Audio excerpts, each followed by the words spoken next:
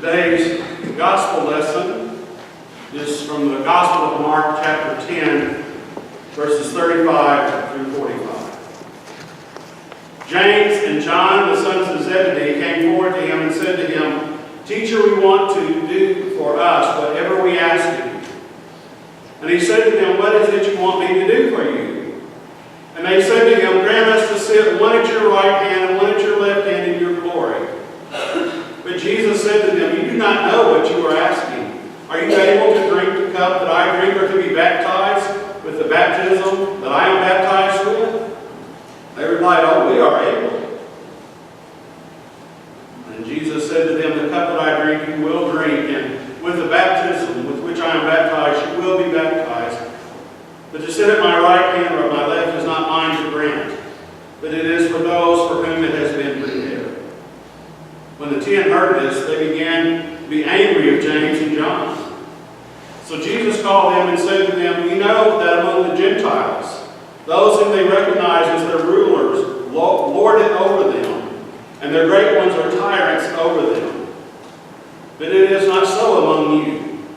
But whoever wishes to become great among you must be your servant, and whoever wishes to be first among you must be slave of all.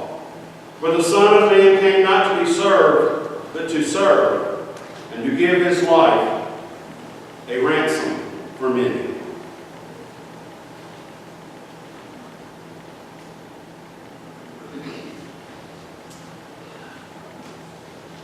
There are times that I am disappointed with the shepherd of this church. He says that as Christians we should be willing to make sacrifices. And he tries to avoid sacrifices sometimes. The shepherd of this church says that we are supposed to be generous as Christians. And all too often the shepherd is selfish. The shepherd of the church says that as Christians we must put others first. Sometimes the shepherd's ego gets in the way. I also have to admit that the shepherd is sometimes disappointed with the sheep for the very same reasons. But the saving grace is that the shepherd and the sheep have some, if not good company, at least important company. Because this community of faith is so much like the 12 disciples that it's uncanny. Because you see, they were the same way. Jesus would tell them that to enter the kingdom of God, you must become like a child, that you must take up your cross, that you must be slave of God. And somehow they just didn't get it. Jesus would tell them this over and over again, and it just didn't sink in. And one of the wonders of the Bible is that no matter how long you study it, there's always something new. And despite 45 years of intensive Bible study, I never realized to this past few weeks how strong this theme is in Mark about self-denial. I mean, I knew it was here, but I didn't realize how persistent and consistent and deep it is.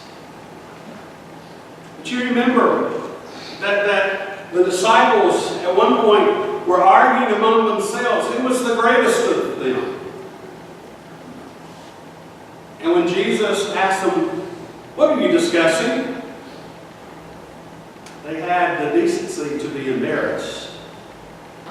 And Jesus put a child in their midst and said, "The kingdom of God belongs to such as this." And then they go on, and then after that, he has to tell them to deny themselves and take up the cross. And that they cannot enter into the kingdom of heaven unless they become like little children. And the very next story in the Bible is that people are trying to bring children to them, to Jesus to be blessed, and they try to keep the children away. They don't get it. Right before the passage I read today was Jesus' third prediction. That when he comes to Jerusalem, that there he will face rejection and death. He said that 3 times. And the words are no more out of his mouth than James and John come to him and say, when you come into your glory, let us sit at your right and left hand.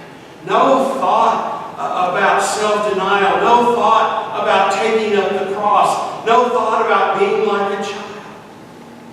Not thought of being a servant to others, but just the thought of fulfill our ego. Give us what we want. Exalt us. Make us important. Just don't get it. And maybe the most important part of this is the fact that even though they don't get it, and they stumble along, and they mess up time after time, they won't quit following Jesus. They're tenacious, and they hold on, and they follow Jesus. That may be the second most important part of this series of stories. But the most important part is that Jesus won't quit leading them. Despite the fact that they forget and misunderstand and disappoint Him time and time again, Jesus doesn't fire them for being His followers. He's patient with them. He gives them chance after chance after chance. And I think we can catch a little hint of exasperation sometimes, but never anger or hatred or rejection.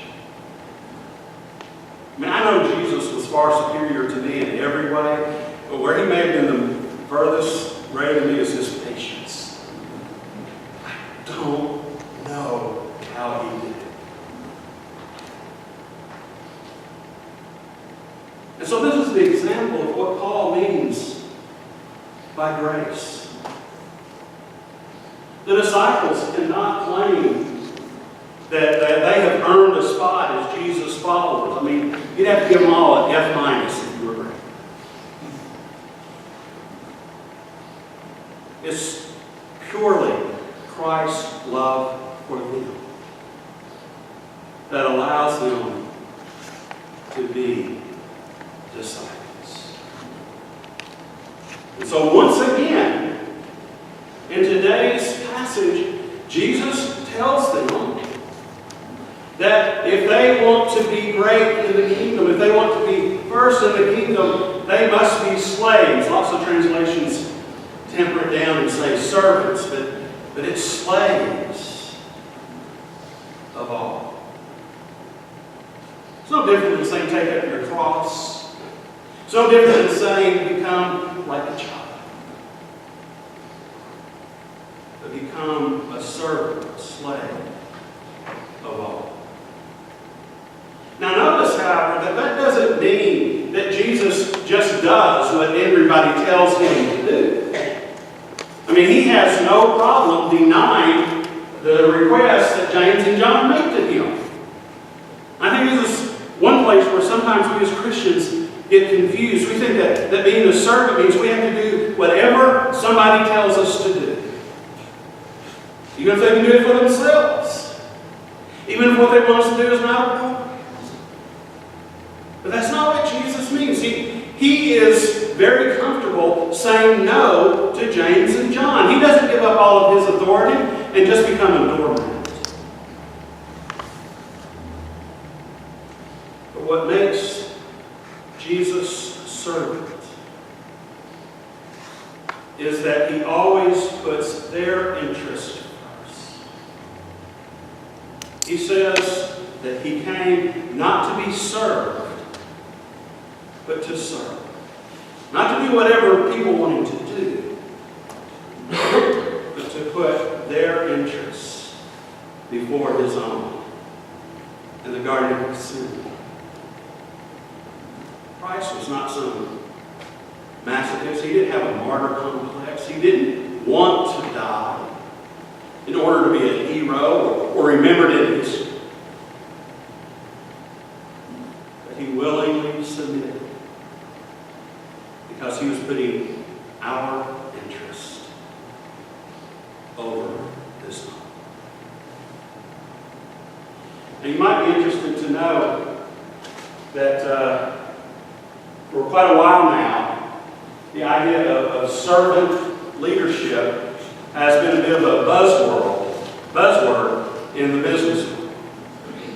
And a man named Robert Greenleaf is given credit for this, and he's the first to admit that servant leadership is not his original idea, that this is an ancient idea that goes back to Christ. His innovation was to say this applies to the business world. And on the website, I just want to read this little statement about what it says servant leadership is, and where it talks about organization. This, in your mind, here, kingdom of God or the church. This is what he says about servant leadership. A servant leader focuses primarily on the growth and well-being of people and the communities to which they belong. While traditional leadership generally involves the accumulation and exercise by one at the top of the pyramid, the Gentiles and tyrants who lord it over them. That's my paraphrasing. Servant leadership is different. Servant leader shares power, puts the needs of others first, and helps people develop and perform as highly as possible. If even Christ came to serve rather than to be served, how much more are we called to be slaves of the Lord? Please, God, get it through our thick souls. That's not words we just hear, but the way that we live. This is our prayer. Thanks be to God.